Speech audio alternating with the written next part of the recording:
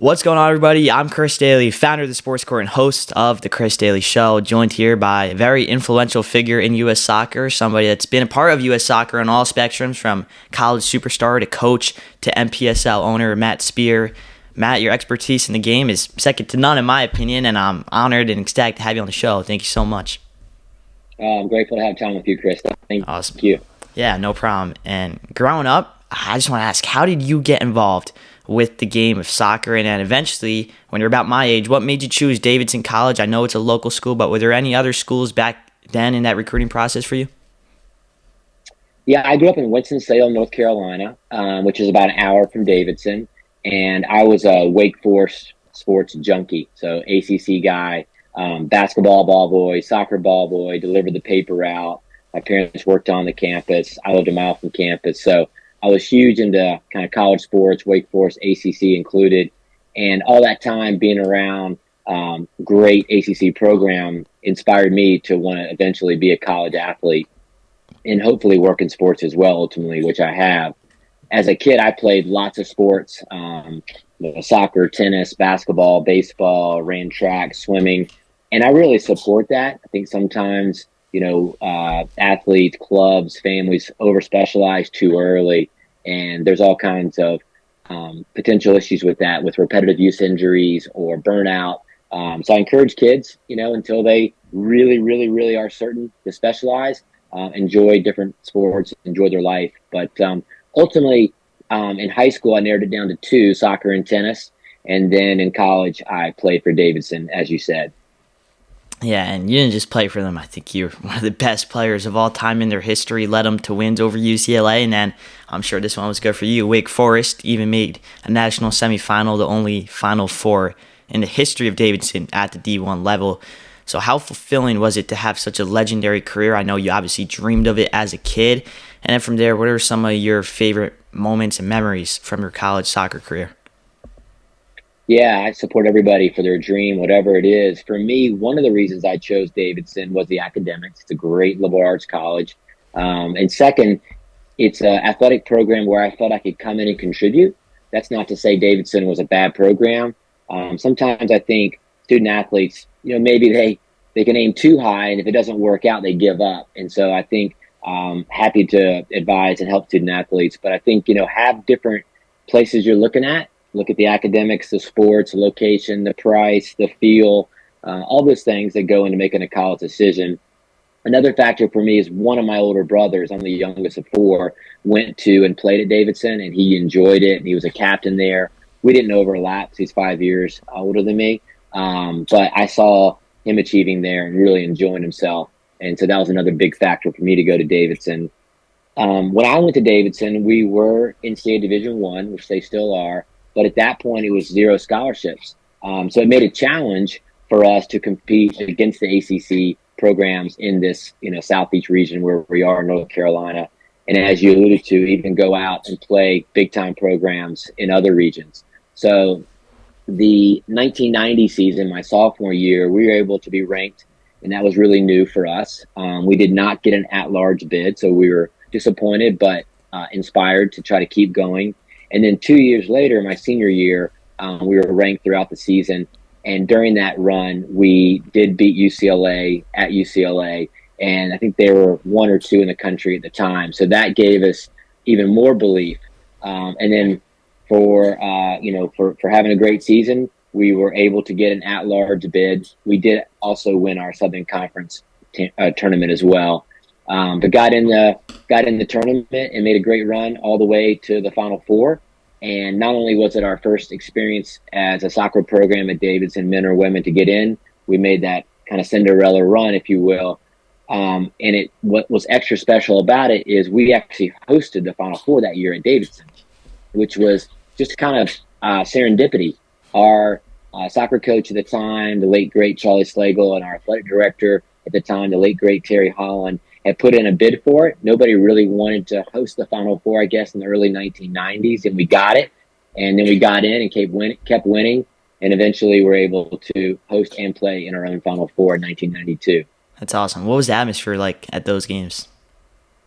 Well, it was crazy because, I wasn't nervous ever really playing soccer because it just was in my nature. But that was the one game I was nervous for, and funny enough, it was on our home field.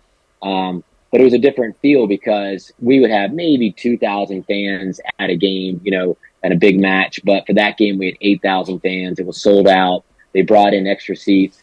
So it felt a little bit different, and it was on TV and things like that. So once the game started, your nerves settle and you just get into the flow of it, and you're able to push everything out and just play the sport that you've loved and done your whole life. Yeah, totally. I definitely relate to that. We had a big game against our crosstown rival. Again, similar to you, like never really get too nervous before a game. Obviously, I want to succeed, but I was so nervous, wanted to puke. And then as soon as the whistle blew, I was like, all of a sudden, everything just went away. And end of the day, it's a soccer game. And for you, after your playing career, you became some sort of soccer internet guru with collegesoccer.com and internetsoccer.com. Just want to talk to me about that experience of capitalizing on the .com boom and what you did with soccer and that internet frenzy that happened back in the early 2000s. Yeah, this is way before your time, ancient history, right? 20th century, 1900 stuff. But for people my age, and I'm 52 now, this is pre-internet world. This is 1990s. When I came out of college soccer in 1993, MLS had not started yet. It started in 96. And although USL existed, there wasn't a lot of great opportunities at the time. So I decided to go into the business side of soccer and still coach on the side. I'll talk about that in a minute. But I joined this startup called Integrity Sports Marketing, started by a guy that went to Davidson named Pat Millen. And his whole initial push was putting college soccer on television because nobody was really doing it. So we were able to straight away get the NCAA tournament rights, the ACC tournament rights, the Big East tournament rights. And then we also started a regular series called College Soccer Weekly, Match of the Week. We were the only one televising college soccer. And that was when I was, 23, 24, 25, and learned a lot. Small company, startup, nobody really doing this. Mind you, I was a history major at Davidson, so I didn't have a lot of the communications pedigree that you have already at your age, and certainly didn't take any business courses or accounting courses or those kind of things, marketing courses. So a lot of learning on the job, if you will, kind of in the story of my life is just turn a corner and go at it. But about 3 years into that, the internet started, for lack of a better term. And we felt like, gosh, it'd be great to have, I thought, have a website about our college soccer broadcast. So the natural URL to snap up was collegesoccer.com. And then on the heels of that, we did 2 or 3 other websites, womensoccer.com, did a soccer recruiting site. And then we brought in a couple other investors and founders and did our final big play, if you will, called internetsoccer.com. And we launched that in, I think, June of 1999. And we sold it 13 months later to a Leeds, England-based media company called Team Talk. And that was right at that .com bubble burst thing that, again, someone at your age didn't live through. But it's an interesting time of history because technology always has these revolutions. And then they kind of come back down to earth and they go up again in another way. So that was a big thing. But yeah, I was 29 or 30 and sold the company and learned so much during my 20s. But during that time of the technology, sports marketing play, I was still coaching. I was still playing. I was still involved in the sport on the field at the youth level. And I was actually writing about the sport, helped create a periodical, which was really focused and targeted toward like high school coaches, that level. I wasn't a college coach yet, but I felt like I had enough knowledge. I got my C license. I played in the Final Four.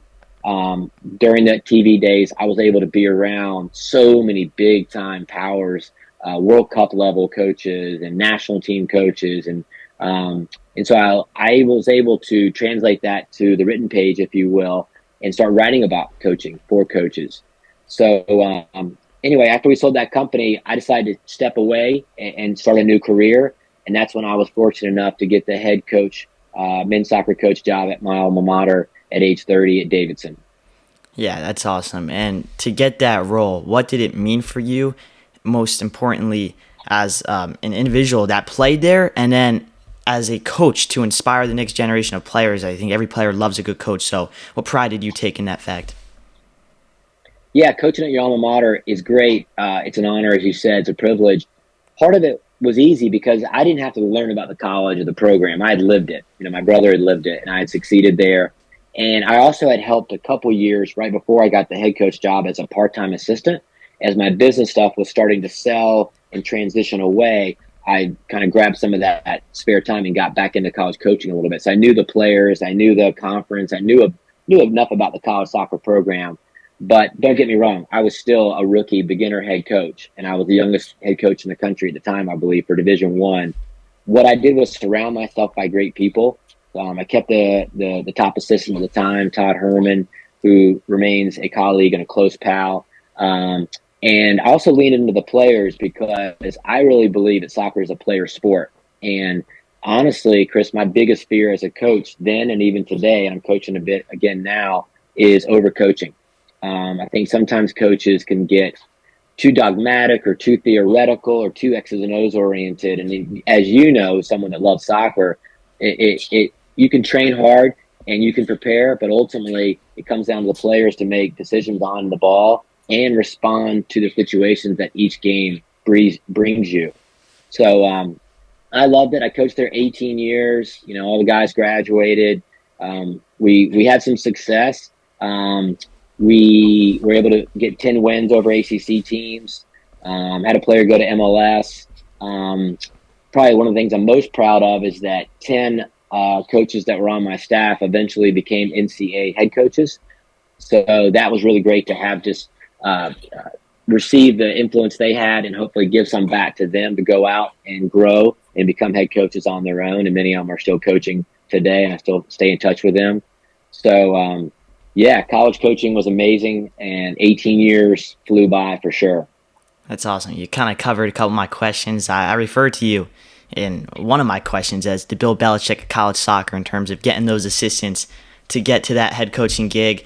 But for you, you mentioned college soccer, it's nothing without the players. How did you go about recruiting, especially before the ages of social media, Huddle, and all of these sort of websites? Yeah, it's funny because, recruiting can take all your time, as any college coach that listened to this or anybody that's involved in college game. And so I tried to be careful about how much time we put into recruiting because our first and foremost focus is the current players.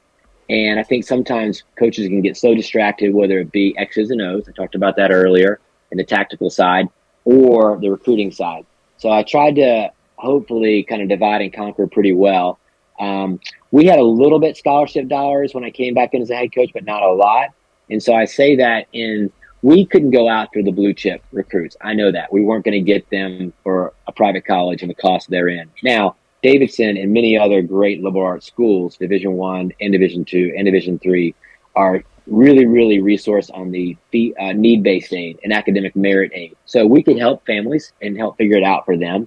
But their blue chip recruit that required a full scholarship was definitely going to go pro. We were not going to get. So we tried to get guys that were a right culture fit. They were great students that we knew could handle the Davidson workload. We didn't cut any corners on admissions. We wanted guys that were team first and were going to be just natural leaders and kind of glue players. And in soccer, as you know, you can do a lot with blue collar guys that believe in the system, that give their all, that have a lot of heart into it, but also a balance in their life. They're not such a soccer junkie that if they lose or have an injury, they're going to fall apart. So, we really preach that you need to have boundaries and balance in their life. So when they came to practice, they were fresh and ready to go and be hungry. When they left it, they were able to go back to do whatever they wanted to as a young man, as a student, what have you. So, yeah, and it was, certainly beating ACC teams was probably the thing you really hang your hat on because they're considered both then and now, I still think, as the top program. So, we had 4 wins over Duke, which is a particularly big thing for a place like Davidson because we're both so academically, inclined.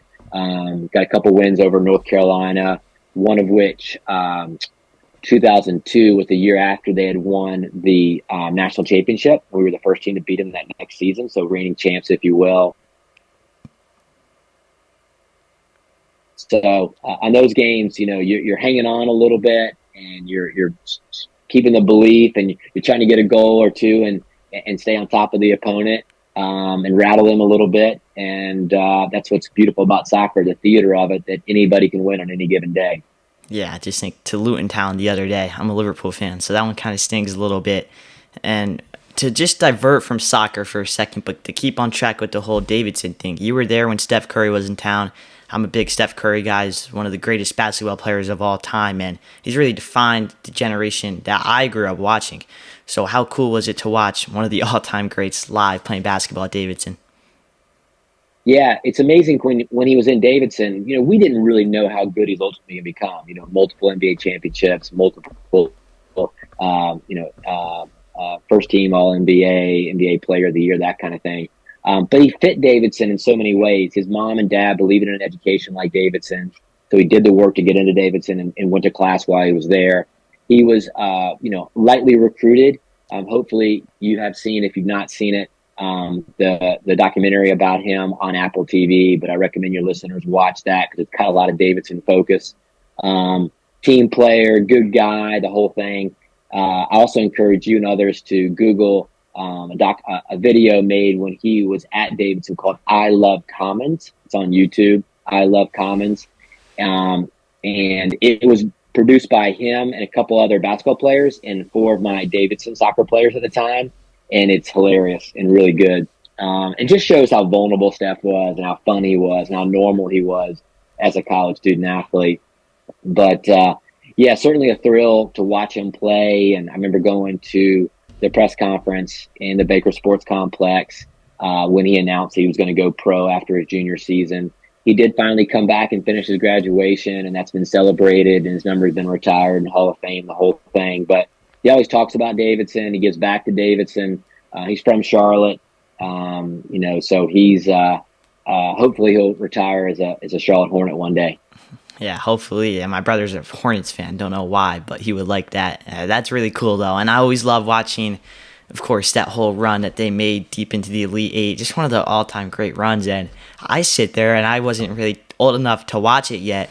And I think, how did no one think this guy was going to be great? I mean, he was electric back in college. So that's just my take. And, of course, was a high first-round pick. But still, I mean, he was that guy back in college.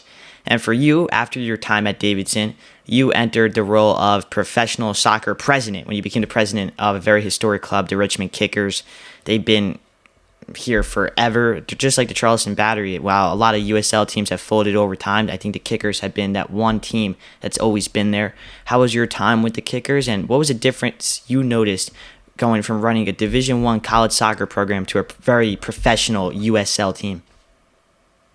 Yeah, another right turn in my career from college student athlete to sports marketing, startup executive, if you will, to Division I soccer coach, and now a pro team president and general manager. It was tough. I'm not going to lie, and the opportunity came. I'd been at Davidson for 18 years, and although I love coaching and I'm back coaching now for fun again. It's just something I didn't know I wanted to do my whole life. I like leading, and I like working with leaders. I like working with teams, but just coaching one sport at the same place my whole career just felt like I was maybe time to try something else and create a new challenge. And I was super fortunate because 5 of my Davidson College teammates from the early 90s bought the Richmond Kickers, USL championship team at the time, and then we went down to League One. We self-relegated, for lack of a better term, for business purposes, and really smart move in my opinion. But they bought the club and said, "Hey, which of our teammates and our good buds is most involved in soccer and maybe can help us in this transition, this new chapter, if you will, of the franchise that they acquired?" And they asked me, and I did it. So that was the 2019 season, my first year at Richmond.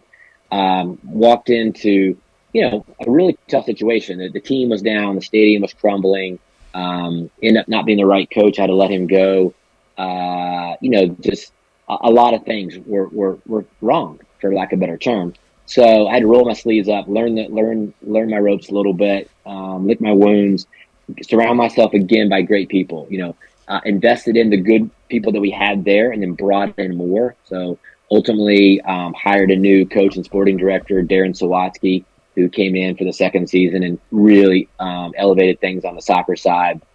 Brought in a new, he's now basically their business director, president, Camp Peary, brought him in to run the business side. So we brought in got several $100,000 more of investment money. We did a couple $1 million of stadium improvements to the historic city stadium there in Carytown, Richmond. So first year or two was just dig in, and basically kind of like one of my investors described it as, we buy a box, we open it up and see what's in it, pull it all out, and then discard some of the things that don't work, and then put it back together with the pieces that are valuable and that are worthwhile, and then start to add more pieces to it.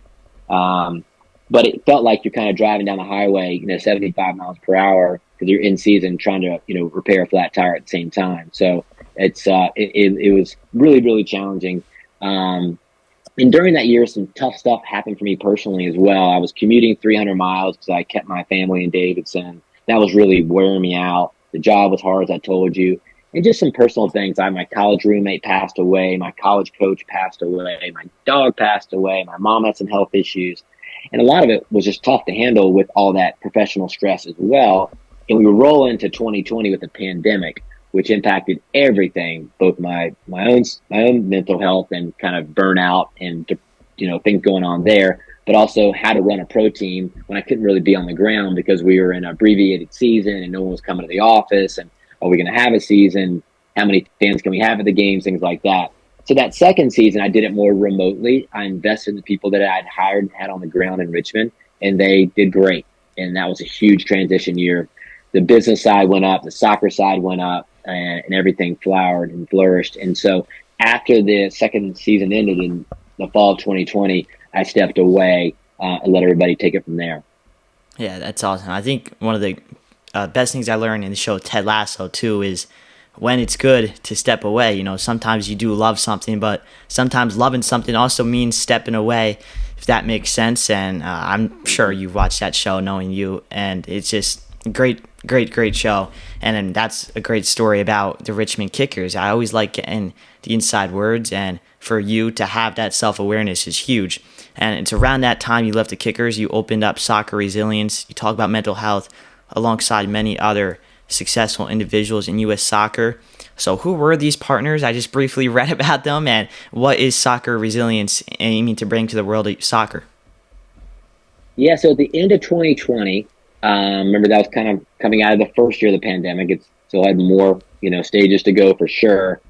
I decided to pull back a little bit and go, okay, what do I want to do next? There wasn't a lot, honestly, Chris, there wasn't like great soccer opportunities because everybody was kind of in, holding mode. So I was talking to Charlotte FC, and I was talking to big local club here, Charlotte Independence, and I was talking to some other clubs, NC Fusion, about, director of coaching roles or president roles or marketing roles or different things, but everybody was kind of on a hiring freeze. So I decided, okay, I'm going to bet on myself. So I started my own company. It's called Love United FC. Just created my own company, rather than mattsphere.com, just had a fun name with it. So Love United FC is my LLC, and said, okay, let me go back to folks and see if I can start getting some part-time work, which actually was the perfect decision for me because then I could kind of pick and choose projects I want to be involved in, and they weren't full-time. So I could do it for a little while, and then when I was ready to move on, I can move on to something else. And I've continued that for the last 3 years. But the first project, the one you alluded to, Soccer Resilience. So I was one of 4 initial co-founders of that. The main guy, the OG, if you will, is Dr. Brad Miller. And Brad and I were youth soccer teammates. So think about yourself, Chris, as, hey, a high school buddy or a youth soccer teammate, someone you're really close to now, but then you don't talk to for, 30 years. And then he calls you and said, hey, Matt, or Chris, I'm involved in this project. I'd love to get you involved. And so it was just neat to resurrect that friendship with him.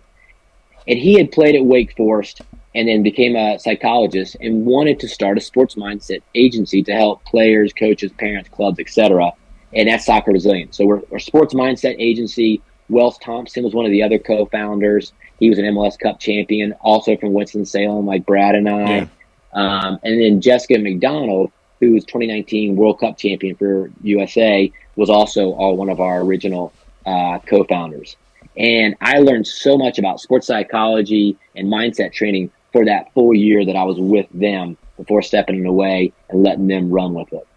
That's awesome. I actually interviewed Wells about 2 years ago, but I had technical issues in the post-production process, and unfortunately wasn't able to upload it, but he was a great guy, and I mean his mindset is top notch. So I really liked talking to him, and it's the one that stings me the most because I've had a couple interviews that I've done, and it doesn't work out after. This one won't because I become a professional with it now. I know what I'm doing, but it's when I'm starting out, and that one really stings me because I really like talking to him.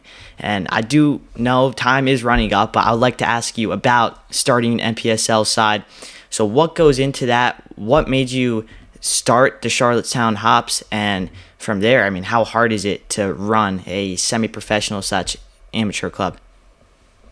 Yeah, Charlottetown Hops FC plays in the NPSL, which we kind of technically call the fourth division underneath Major League Soccer, USL Championship, USL League One. Now there's two other third division pro soccer entities you know about, MLS Next and also NISA. So there are various institutions in those.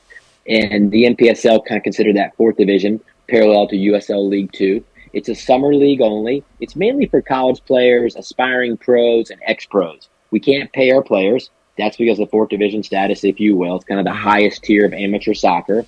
And because we use college players, they cannot be paid and they cannot play with paid players. So that's the idea there. After college coaching, after running Richmond Kickers, I consulted for Charlotte Independence Pro Team in 2021. I'm like, what's next? What else can I do? And I latched on to a couple partners, Casey Carr, a local guy in Charlotte, and then Michael Hitchcock, Hitch out of Dallas, Texas. He's done several of these NPSL teams that he's involved with, either as an owner or a consultant. And this is a guy within MLS forever, kind of culminating as the GM of Dallas and MLS. And so, yeah, NPSL, it's family friendly, affordable tickets. We made a play on kind of the brewery scene around Charlotte. So that's why we're called Charlottetown Hops FC. And Charlottetown comes from the name, that's the original name of Charlotte. It was shortened to Charlotte in 1762. So kind of a origin story, and then involving the breweries with craft beer and local food trucks and things like that. And then highlighting good local players, which we did in our first season this past summer. That's awesome. And you guys are you trying to go for college players, or are you trying to go for more of like the old college players that are trying to play in summer? How are you recruiting players in that instance? This first season, we featured college players primarily, and we did it in conjunction with Charlotte Soccer Academy, which is the biggest youth soccer club in Charlotte, like 8,000 players. I think it's seventh largest in the country. And they had so many alumni that are playing college that were looking for a place to play. So a lot of our college players had been former teammates at the club level, your age, right? So great. They had synergy. They had families here, that kind of thing. And then we added a few other college players from a couple other markets. 3 French guys came in. A couple other guys came in from other colleges outside the region. And then we sprinkled in a few ex-college players. One of them was my former player at Davidson, Jamie DeLuzio. One was an English guy named Joe Pickering, who played at North Carolina, UNC. We had one guy, the old European guy that played like in the Europa League and lives in Charlotte now, but centered around local college players. And I'll leave it up to the coaching staff, but ultimately I think that's probably the plan we'll do this upcoming season as well. Try to highlight good local soccer players, give them a chance to continue to develop, get some exposure, get some film, and hear from different coaches and continue to enjoy the game. And then maybe they take that platform and hopefully can play professionally after us. Yeah, totally. That's awesome. And that's all the questions I have for you. But I can confidently say by the end of this, I think you are the Swiss Army knife of American soccer. You've done a bit of everything, which is really awesome. And I really do appreciate you coming on